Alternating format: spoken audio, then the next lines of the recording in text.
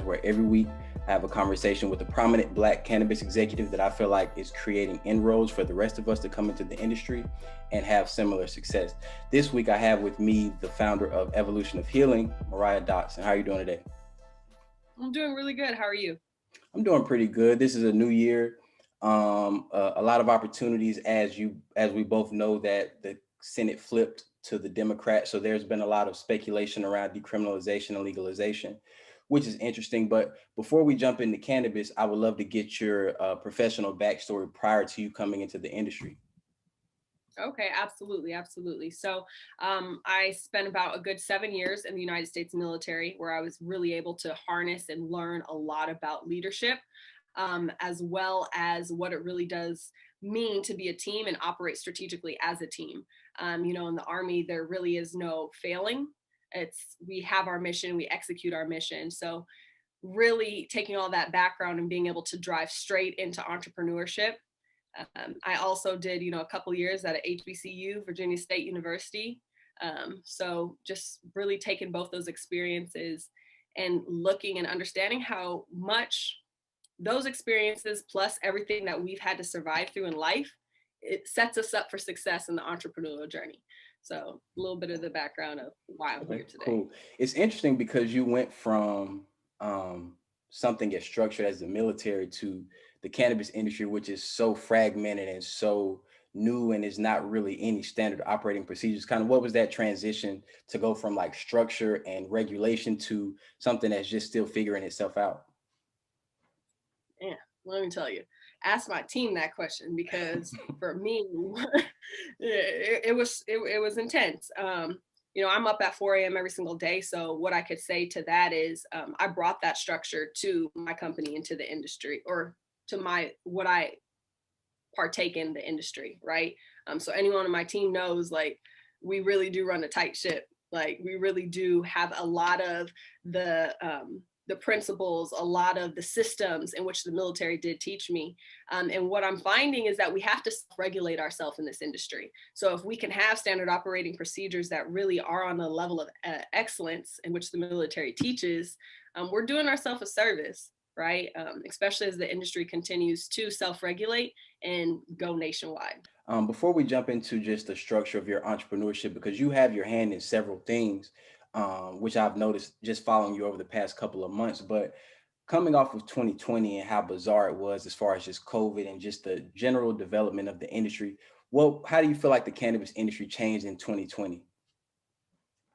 Um, wow. I mean, 2020, we just thank God that we all here. But I think it really was an opportunity for us to level up, right? And really take on that responsibility that we've always known, but now society is really recognizing it. So now, not only having to deal with like the internal side of being an essential business and serving patients, educating patients, self-regulating, but now also dealing with like the press side of it, of now we're getting a little extra attention, we're getting a little extra challenges thrown our way as well.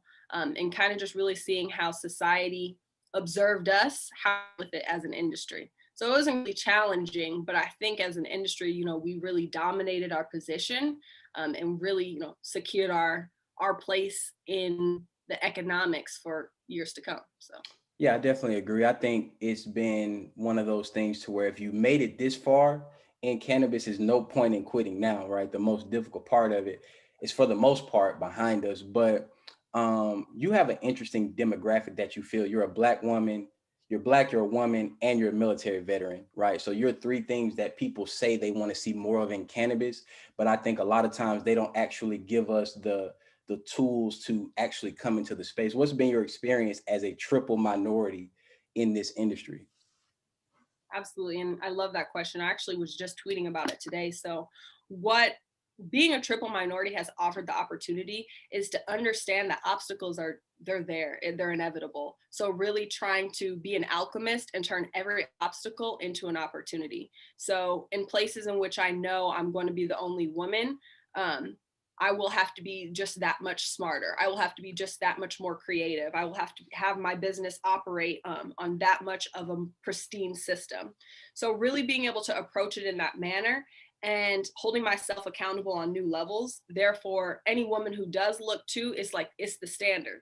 It is what it is, you know. Now we just have to operate on higher levels and go and get bigger bags. So Right. And I know your company, Evolution of Healing, you guys operate in the CBD space, correct?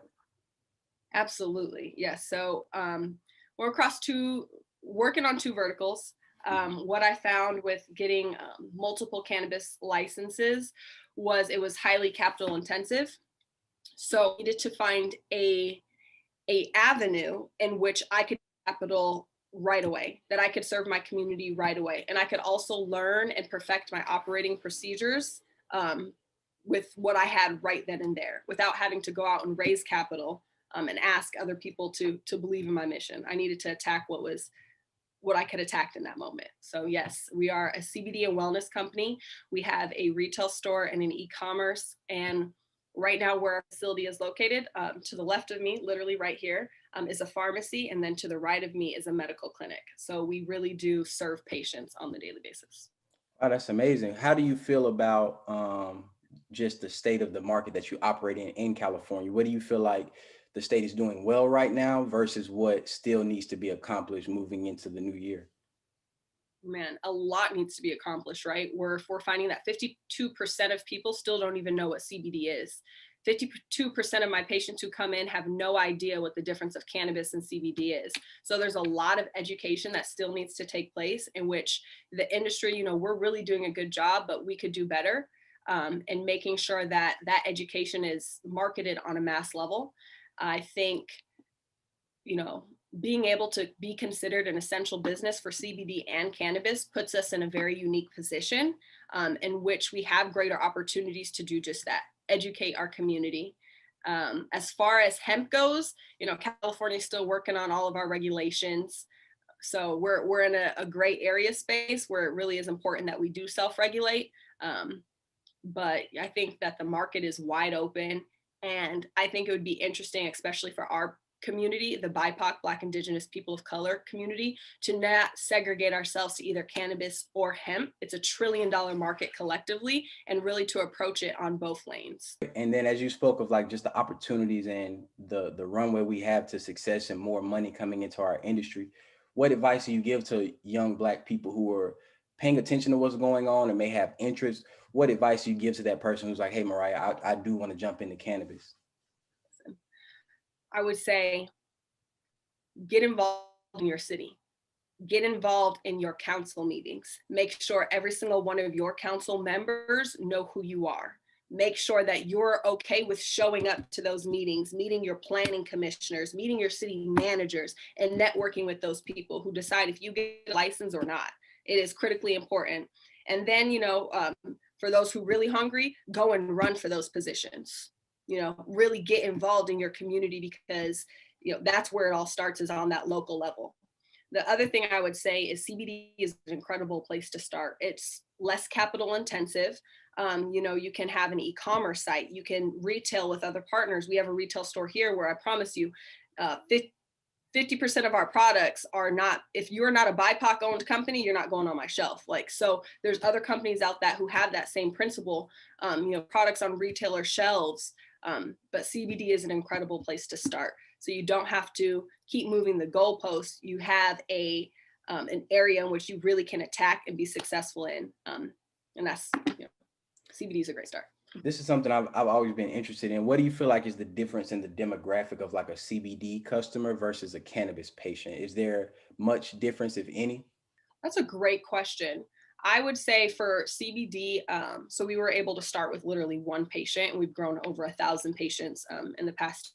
So what I'm finding is that almost all of my patients here that come in for CBD, they are here for medical reasons. They are here because they have insomnia, anxiety, they have, you know, arthritis. So a lot of them also could probably benefit from using THC, but they're not there mentally, in their evolution of healing. They're not there. They're not there yet. So plug. I like that. But no, most of the patients are medical patients. So Okay, and then moving forward, something you've mentioned a few times is just the process of raising capital. We're a portfolio company, and we've made a few investments into like minority businesses, and that's something that I don't think we know enough of as Black people. Is how do you structure your company to not even raise capital, but be taken seriously enough to have those conversations? What was that process for you, and what advice do you give to people who need to raise money? Wow. That's a great question. So I mean, what I could speak from is all my failures, Mhm. truthfully. I had the opportunity to receive 11 conditional use permits. So we had to pay, over $100,000 in licensing fees. And we bootstrapped our way from consulting, right? So I really have had the opportunity to host investor summits and to ask for capital, really trying to structure it strategically and ask for only for what we needed. What I would tell people is, really make sure you know your business, make sure you have your pitch decks in line, make sure you really understand your profit margins, your distribution outlets. All of those areas are key, especially when you're talking about using other people's money. Um, and then also for the people who are willing to hustle out there, be okay with bootstrapping. So two Right. sides of it. Right. You definitely have to be okay with the idea of capital not coming in. You have to have that plan B. But something that you said when you say we, as far as when you went for investments and licensing and stuff like that, a lot of people think when they come into cannabis that you do it yourself, that you get a license yourself, and that's never really the case. What's the process of putting a strong team and staff together to be able to go out and win a license or win an investment? Absolutely. Okay. So definitely months of strategic planning. We're talking about the most highly regulated industry. So you're not just talking about a site plan or a vicinity map. You're talking about engineering plans. So you need engineers, architectures, plumbers, well drillers, all these different types of people who have expertise to be able to come together in an application in which can clearly articulate what it is that you're going to do with your development. Because the license is just one piece of it, right? But in order to get that license, your municipality wants to know A to Z of what that development is going to look like.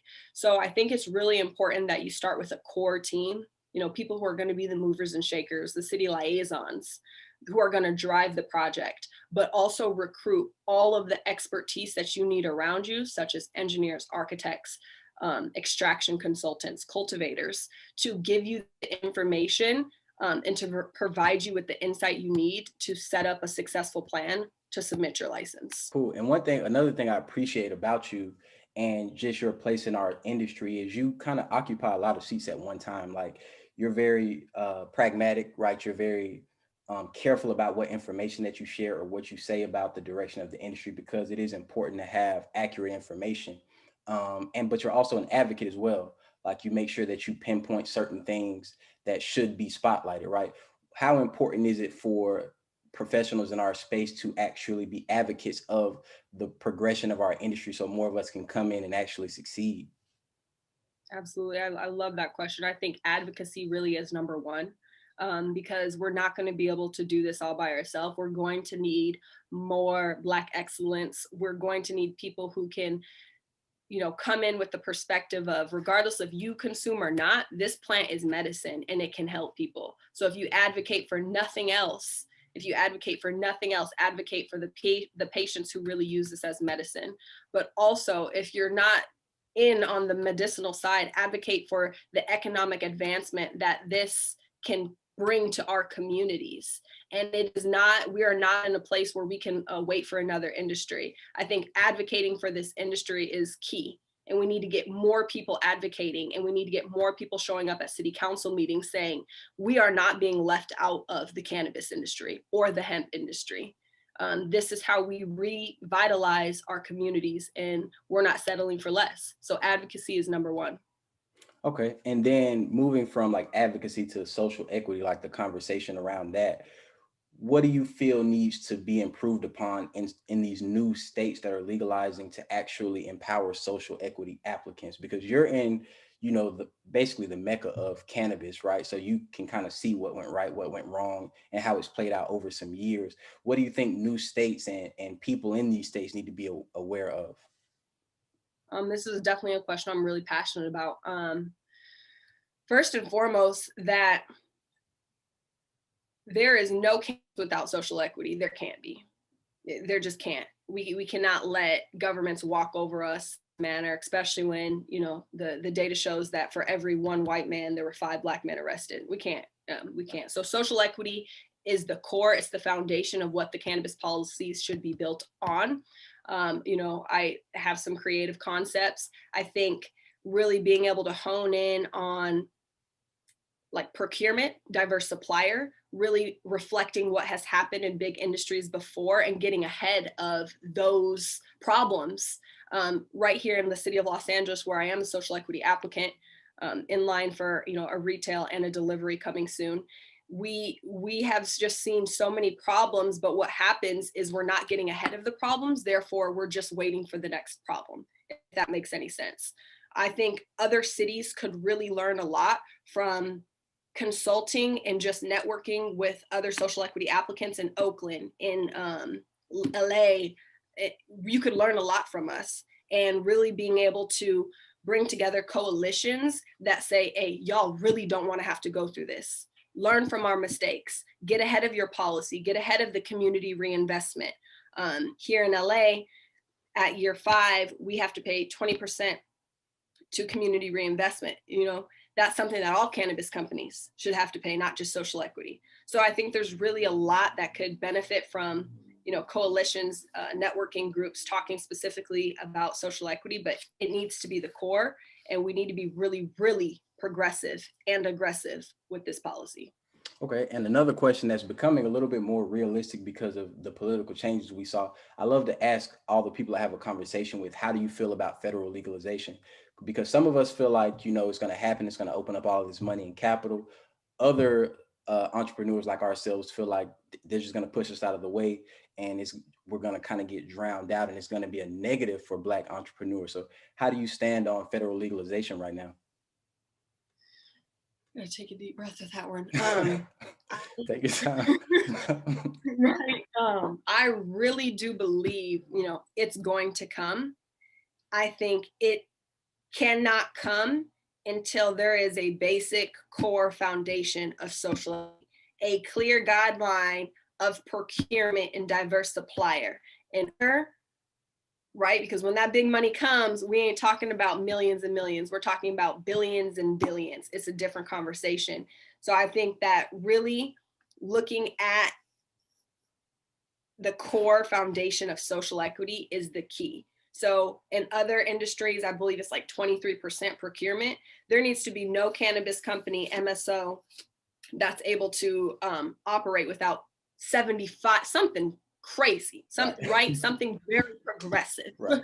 75% procurement from minority BIPOC owned businesses that are verified through the WMBE, DBE, or our own special coalition that verifies we are BIPOC, Black, Indigenous people of color. Like, I really do believe that federal legalization, we cannot allow it if there is not clear diverse supplier procurement guidelines, as well as clear community reinvestment plans. Like, I mean, this is, if there's ever a time for us to like go all in and like get the pastors, get the, you know, gray market homies, right, like whatever we got to do, it's the time to come together and make the plan and work the plan. So our viewers can understand what happens if we don't take action, if we just allow, you know, legislation to just come around and it's just to usher in the way that it does every other industry. We'll get left out, and there will not be a tear from our government. It'll be a shrug of the shoulders, like, that's too bad. Y'all didn't organize enough, y'all didn't strategize enough, and y'all didn't mobilize. So, I mean, we will be left out, and we will miss the opportunity to revitalize our communities and build our Black America the way it should be built. So, I mean, right. And then moving back, because I think I've kind of done you a little bit of a disservice. We haven't really talked really at length about your companies. What are some of the things you guys have been working on and that you're planning and you're excited about in 2021? Oh man. So it's just so much work. But we're doing a complete rebranding of my CBD brand right now. Brought in new, really, really incredible, strong partners, which I'm really excited about. People who've had 35 plus years experience in entertainment, sports, and just entrepreneurship. So I'm really excited about that. We'll be rebranding our retail location. and then pushing out a distribution plan. So you should see our products in your CBD store near you, as well as cannabis delivery coming soon. Thank God the Los Angeles Social Equity Program has had some progressive policy to it. So we will be launching a delivery service, which, will be a network of social equity delivery services. So you can feel confident that the product that you're buying is coming from a BIPOC owned company. And, those, that's a big bite. So I'm really excited for those two projects, and just to continue to kill it. Right. And just to give our viewers an idea, how long did it take you? What was the process from you making up your mind, like the time frame of you making up your mind to go out for a license versus you even being at this point? Like, a lot of people think it's going to take you a couple of weeks. You just go down to City Hall and apply. Like, what's the real process that you had to go through? The journey is the destination. Okay. So literally, man, and I know all of us, like boots on the ground, we really understand that. So in 2017, I decided, like, you know what, I was going to be a sheriff. So I decided, like, you know what, this ain't for me. I got to fight a different fight. It took me an entire year of consulting and interning for free to even be able to learn the language of cannabis ordinances and policy. From there, I had to work my butt off as a consultant, getting other people their licenses, which I've received over 40 for other companies, just to gain the revenue, gain the network, and then gain the knowledge to be able to go and get a license. And again, we're not talking about something simple. We're talking about the most highly regulated industry in the entire world. So it's very extensive, and it requires a lot of knowledge because you don't want to come in half-assing it. So, right. I mean, And I would we didn't say even touch on 280E. Exactly. That's what I'm saying. Right. There's so many different aspects to it. It's important to do it with good people. It's important to do it with good people, but a year and a half. Okay, thank you, Mariah, so much. I appreciate your perspective and just everything that you've offered and benefited the space. I would love for you to give our viewers where they could follow you and your company on social media if they have any questions for you directly. Yes, absolutely. Okay, so you can follow me _Mariah Aaliyah. My parents love R&B. Or our website, evolutionofhealing.com, and on Instagram as well as evolutionofhealing.com. And there's where you'll be able to access more information on our cannabis delivery coming soon. So. Okay, thank you so much. I look forward to seeing more of your progress in the future. Absolutely, Andrew. I appreciate it.